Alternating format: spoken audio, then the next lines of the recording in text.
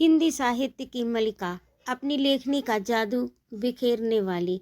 अब तो आप समझ ही गए होंगे कि मैं किसकी चर्चा कर रही हूँ। और आपको बता दूँ, ये चर्चा है प्रसिद्ध साहित्यकार गौरापंत सिवानी, जिन्होंने हिंदी साहित्य को अनमोल रत्न कहानी विधा के द्वारा दिए हैं। हिंदी साहित्य की मलिका सिवानी की लेखनी का जादू ही कुछ ऐसा है कि हर कहानी दिल के तार छेड़ ही देती है। तो आज की कहानी है आपकी सौत। तो आइए कथानक प्रारंभ करें। और ये आपके चैनल पर इस समय गौरापंत सिवानी की सीरीज चल रही है। इसमें कई कहानियाँ हो चुकी हैं जो आपको मेरे इसी चैनल पर प्लेलिस्ट के अंतर्गत प्राप्त हो जाएंगी। और भी जो कथाकार हैं उनकी कहानियाँ जैसे जयशंकर प्रसाद, मुंशी प्रेमचंद, महादेवी वर्मा आदि की भी कहानियाँ प्लेलिस्ट के अंतर्गत आपको मेरे इसी चैनल पर उपन्यास भी प्राप्त होंगे, तो सुनिएगा अवश्य।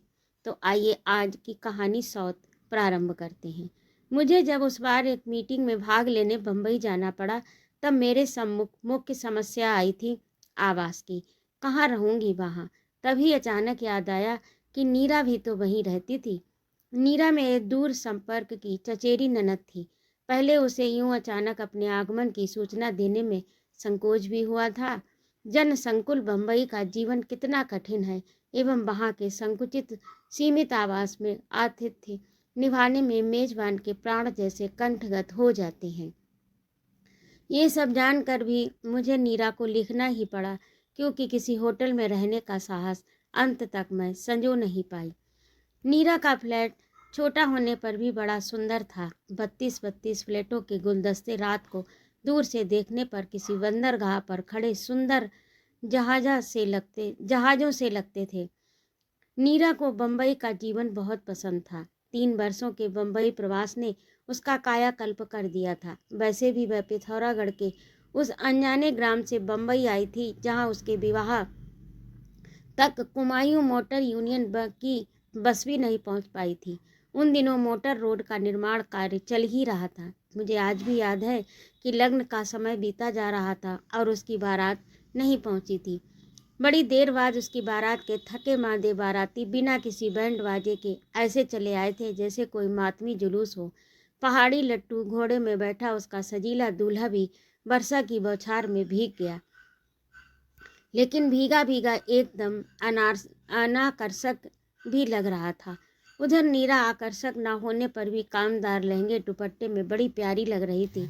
नए गहने कपड़े और नवीन जीवन साथी का उल्लास उसके गदगदे गोल मटोल चेहरे पर लज्जा का अंग राग बिखेर उसकी उजली हंसी को और भी उजली बना गया था।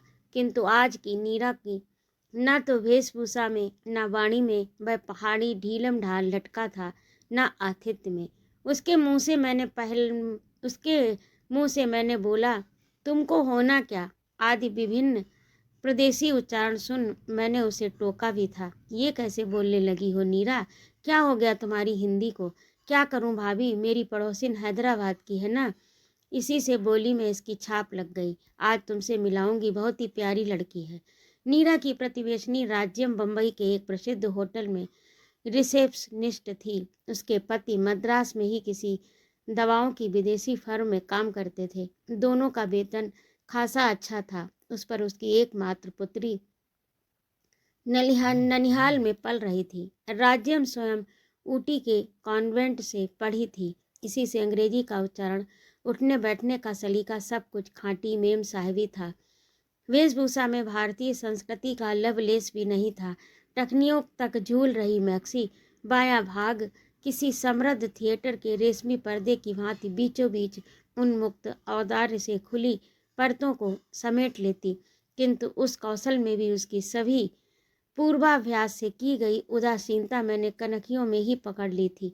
गुलाबी रेशम की खुली भांज के बीच रह रहकर उसकी गुलाबी रेशमी जंघा की क्षणिक छटा बिजली सी कौंध जाती, किंतु उसके चेहरे पर वही स्वाभाविक सौम्य स्मित खेलता रहा जैसा उन सर्कस सुंदरियों के चेहरे पर रहता है, जो बालिश्त भर की रेशमी कोपीन पहने टैपीज के झूलों पर ऐसी ही उदासीनता से सर से निकल जाती थी। उसकी मैक्सी का गला भी इसी औदार्य से खुला किसी उतंग पर्वत श्रेणी पर फिसल रहे पहाड़ी झरने के वेग से ही झरझराता नीचे उतर गया था। पतली ग्रीवा में थी सुवर्ण मंडित रुद्राक्ष की माला, गेरुए रंग की शॉर्ट सिल्क की मैक्सी और कंठ की रुद्राक्ष कंठी से मेल खाता ही उसका केस विन्यास भी। संसार त्यागी अवधूत के से उस जटाजूट में भी एक रुद्राक्ष की माला लपेटी गई थी। हाथ में वैसा ही मेल खाता रुद्राक्ष का कंकण था। बाद में नीरा ने बताया था कि वह जूड़े की लेटेस्ट स्टाइल है, फारीदावा हेयर स्टाइल है भाभी। उसने बड़े गर्व से अपनी श्रृंगार पटु सहेली की उपस्थिति में ही फिर उसका प्रशस्ति पत्र पढ़ दिया था। पर थोड़े ही ना अच्छी लग सकती है। ये तो राज्यम ही है कि कैसी ही बनाकर क्यों ना निकल पड़े, लोग मुड़ मुड़ कर देखते रहते हैं। बात ठीक ही कही थी नीरा ने। लड़की वास्तव में व्यक्तित्व संपन्ना थी, कुर्गी थी, इसी से रंग था एकदम चिट्टा सुर्ख। उस पर कुछ ब्लेस ऑन की महिमा थी, कुछ प्लग कलर्ड लिपस्टिक की। उसे देखकर मुझे वाजिद अली शाह की जोगिया बेगम सिकंदर महल का स्मरण हो आया। बयस होगी कोई 23-24 की लगभग, किंतु व्यवहार अल्हड़ सोडसी जैसा था। होटल की रिसेप्शनिस्ट भी थी, इसी से छल्लेदार बात बनाने में पारंगत थी। मेरा परिचय पाते ही वह मेरे पास अपना मोढ़ा खिसका लाई। So you are a writer, how very very interesting. क्या लिखती हैं आप, उपन्यास, कहानी या नाटक? जी मैं तो आया कह दूं, तुम्हें देखकर तो अभी एक नाटक ही लिखने को मन कर रहा है। पर तब क्या जानती थी कि एक दिन उसे ही नायिका बनाकर लेखनी स्वयं ही मुखर हो उठेगी। रात का खाना राज्यम नित्य नीरा के साथ ही खाती थी। मैं नीरा का व्यवहार, फुर्ती और पाक कौशल देखकर मुग्ध हो गई। एक बालिश्त के अपने उस गुफा से सकरे चेके में उसने इतनी चीज़ें कब बना दी और कैसे? न उसके पास कोई नौकर था, न महरी। फिर भी मैं जितनी देर मीटिंग में रही, उसने न जाने क्या क्या बना लिया था। पूड़ी कचौड़ी, 3 तरह की सूखी रसेदार सब्जी, ठेठ पहाड़ी रायता, मीठी चटनी। बम्बई में भी उसने उत्तराखंड के स्वादिष्ट पकवानों की महिमा को पूर्ण रूप से साकार कर दिया। तो मैं अवाक रह गई। कुमायूं के पकवान देखने में जितने ही आडंबरहीन और अनाकर्षक होते हैं, खाने में उतने ही सुस्वाद और मौलिक। उन सरल पकवानों की भूमिका कितनी दुरूह होती है, ये मैं जानती थी। अरे ऐसे कुरकुरे सिंगल तो पहाड़ की बड़ी बूढ़ियां भी नहीं बना पाती होंगी। और ये करड़ी ककड़ी कहाँ मिल गई तुझे? पहाड़ी करड़ी ककड़ी के पीले गंडे से कलेवर को मैंने ठीक ही पहचाना था। बाबूजी अल्मोड़े से लाए थे। ठीक उसी दिन मुझे तुम्हारा तार मिला तो मैंने उठाकर फ्रिज में रख दी। सोचा तुम आओगी तो ठेठ पहाड़ी दावत करूँगी। ये रायता राज्यम को भी बहुत पसंद है। क्यों ना राज्यम? पर उसकी भोजन प्रिया प्रतिवेशनी को उत्तर देने का अवकाश ही कहाँ था। राते का डोंगा लगभग साफ कर वह अब किसी क्षुधा कातर भिक्षु की भांति कचौड़ियों के अंबार पर टूटी। मुझे अपनी लोलुपता को रंगे हाथों पकड़ लिया गया देख वह बड़ी ही मोहक हंसी से घायल कर कहने लगी, क्या गजब का खाना बनाती हो नीरा, इसी से आज इतना खा रही हूँ। अपने होटल का खाना तो एकदम चरी भूसा है इसके सामने। पर मैंने प्रायः ही देखा है कि डाइटिंग के चक्कर में बंधी ये छरहरी आधुनिकाएं दावतों में स्वेच्छा से ही जिह्वा पर लगे संयम अंकुश को दूर फटक मुंह के कंगलों की भांति खाने की मेज पर टूट पड़ती हैं। क्यों, तुम्हारे सुख्यात होटलों में तो सुना चित्र जगत के सितारों का नित्य मेला ही जुटा रहता है और वहाँ उनके नाम कई कमरे स्थायी रूप से आरक्षित रहते हैं। मेरा स्वर शायद कुछ अधिक व्यंग्यात्मक हो उठा था। अजी उनकी बात छोड़िए, भाई आप 2 कचौड़ियों की रोल कर आलू दम के साथ एक भीम आलू से पेट फुला बड़ी नजाकत से कुतरती कहने लगी, वे क्या वहाँ खाना खाने आते हैं? फिर वह कुटिल रहस्यमयी कनखियों से मेरे नंदोई को देखकर मुस्कुराई। वह मुझे अच्छा नहीं लगा। अपने कहानी उपन्यासों में ऐसी असंख्य प्रेमाशिक्त कुटिल कनखियों का वर्णन करते करते अब किसी भी स्वयं दूती नारी के अंतर्मन के छाया चित्र को मैं न चाहने पर भी किसी एक्सरे प्लेट में उभरे भग्न अस्थिकोटर सा स्पष्ट देख लेती हूँ। उस दिन दावत लगभग 3 घंटे चली थी। इस बीच उस चपला सुंदरी प्रतिवेशनी की उपस्थिति ने मुझे अपनी सरल ननद के अदृष्ट के प्रति आशंकित ही किया था। खाने के बाद अचानक याद आया कि मीठी खीर के पश्चात वह अत्यंत अनिवार्य भारतीय मुख शुद्धि का प्रबंध करना भूल गई थी। हाय राम, मैं तो भूल ही गई थी। आप पान खाती हैं। वैसे तो चौपाटी दूर नहीं है, पर अरे क्या करता। उसकी मेखला धारणी कैवरे नर्तकी सी प्रतिवेशनी हंसती उठ गई। हम अभी लाएगा, चलो तो महेश, निकालो अपना स्कूटर। मैं स्तब्ध रह गई। इतनी रात को क्या ये लड़की अपनी इस अधखुली मैक्सी में महेश की कमर में हाथ डाल मेरे लिए पान लेने जाएगी? नहीं नहीं, मुझे पान की कोई ऐसी आदत नहीं है, मैंने कहा। पर मेरी भोली ननद के चेहरे पर अपनी सखी के प्रति कृतज्ञता की सहर्ष किरणें फूट रही थी। प्लीज राज्यम, पुड़ा भर लेती आना, फ्रिज में रख दूंगी। और फिर मेरी भयत्रस्त आंखों के सामने वह अपनी सखी के सहचर की कमर में हाथ डाले हवा सी निकल गई। बड़ी देर बाद दोनों पान लेकर लौटे तो मैंने कठोर दृष्टि से महेश को घूरा। उसे मैं क्या आज से जानती थी। फटे कोट की वहां से नाक पोंछता महेश प्रायः ही तो हमारे यहाँ कभी पिता के लिए शिव पुराण मांगने आता और कभी विष्णु पुराण। उसके पिता गोविंद वल्लभ पांडे हमारे कुल पुरोहित थे और मेरा ही नहीं, मेरे सब भाई बहनों का षष्ठी पूजन उन्होंने ही किया था। मैं देख रही थी कि महेश मेरी आंखों से आंख नहीं मिला पा रहा था।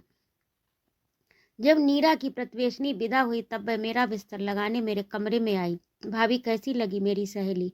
है ना गजब की लड़की। इसके होटलों में कोई भी वीआईपी अतिथि आए, इसकी ड्यूटी ना हो तब भी इसे ही बुलाया जाता है। मैं समझ सकती हूँ तुम्हारी सखी के व्यक्तित्व की सृष्टि ही विधाता ने पुरुषों का आतिथ्य निभाने के लिए की, मैंने कहा। पर भोली नीरा ने मेरे उत्तर को व्यंग को एक कान से सुन दूसरे से निकाल दिया। वह फिर उसी उत्साह से कहने लगी, मैं तो ये है तो मद्रासी, पर रंग हम तुमसे भी गोरा है। उस पर कपड़े पहनने में तो इसका जवाब नहीं। भाभी चाहे कुछ भी ना पहने तब भी हीरे सी दमकती है।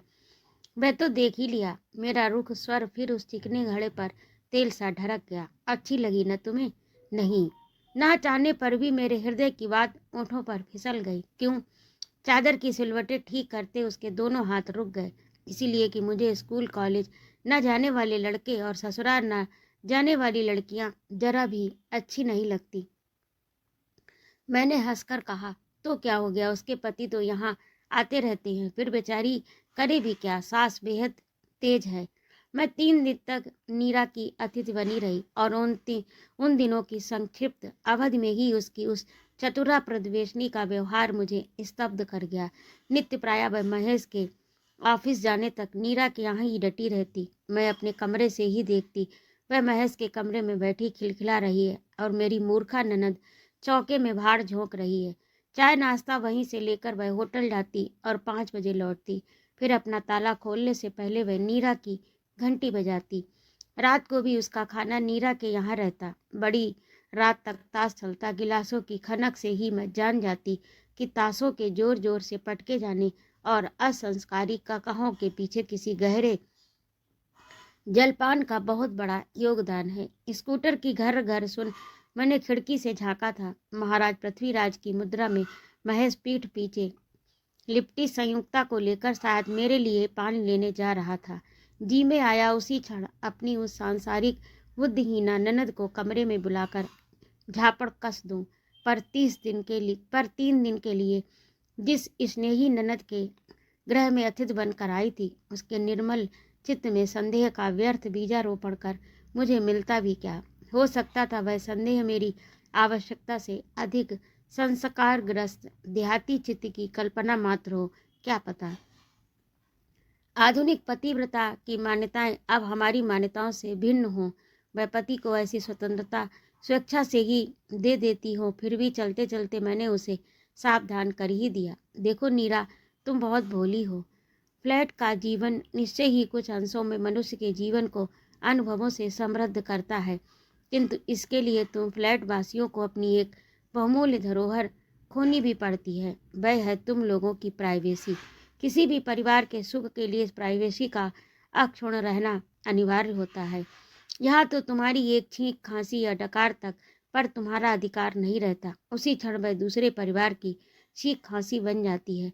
तुम्हारी सखी से तुम्हारी ऐसी मैत्री देखकर बड़ा आनंद आया कि तो एक अंग्रेजी की कहावत सुनी है, अंतरंगता घृणा की जननी होती है, इसे मत भूलना नीरा।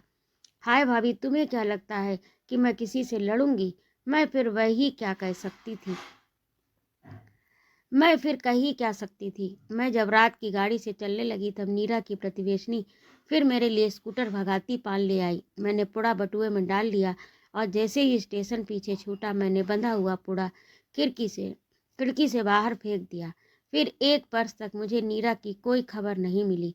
पिछली बार एक शादी में पहाड़ गई, तब उसकी माँ मिल गई। कभी उनकी गाई घोड़ी बनना के बिना कोई भी विवाह उत्सव संपन्न नहीं होता। उस दिन एक निर्जन कोने में ऐसे बैठी थी कि पहले मैं उन्हें देख भी नहीं पाई। नन्हे से घूंघट की यवनिका में उनका उतरा कुमलाया चेहरा देख मैं स्तब्ध रह गई। क्या हो गया था मेरी इस आनंदी सास को? अभी 2 वर्ष पूर्व नीरा के भाई की शादी में उन्होंने मेरे ससुर के सूट बूट में लैस हो कभी गोरे साहब और कभी पहाड़ की सरल ब्राह्मणी का अपूर्व अभिनय कर हमें हंसा हंसा कर मार दिया था।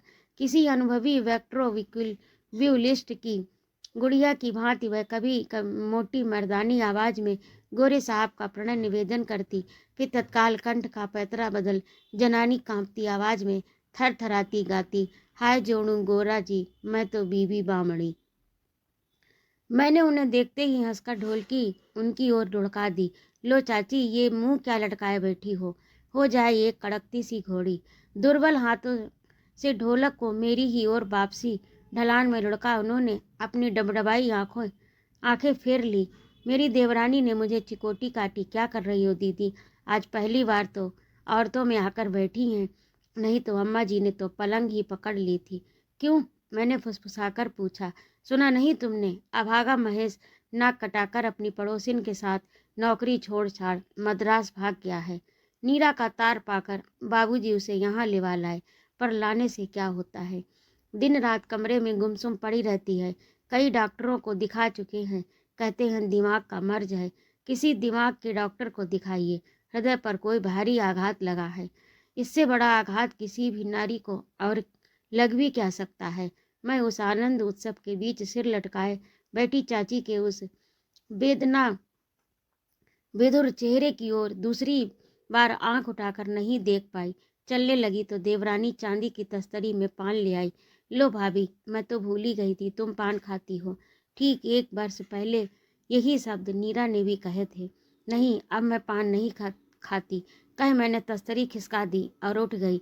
वैसे तो नीरा की सौत मेरे लिए पान लेने ना जाती, तब भी होनी होकर ही रहती, पर मुझे बार बार यही लगता कि वह पृथ्वीराज संयुक्ता की जोड़ी यदि आधी रात को मेरे लिए पान लेने न जाती तो शायद नीरा का उतना बड़ा सर्वनाश भी नहीं होता। तो अभी आप सुन रहे थे गौरा पंत शिवानी की लिखी कहानी सौत। आपको कैसी लगी कमेंट करके अवश्य बताइएगा। और यदि आपको मेरा कहानी सुनाना अच्छा लगा हो तो कृपया मेरे चैनल को सब्सक्राइब अवश्य करिएगा, लाइक और कमेंट करिएगा तथा अपने मित्रों में शेयर भी करिएगा। और अपना एक प्यारा सा कमेंट मेरे कमेंट बॉक्स में अवश्य लिखें तथा मुझे अपने सुझाव भी दें।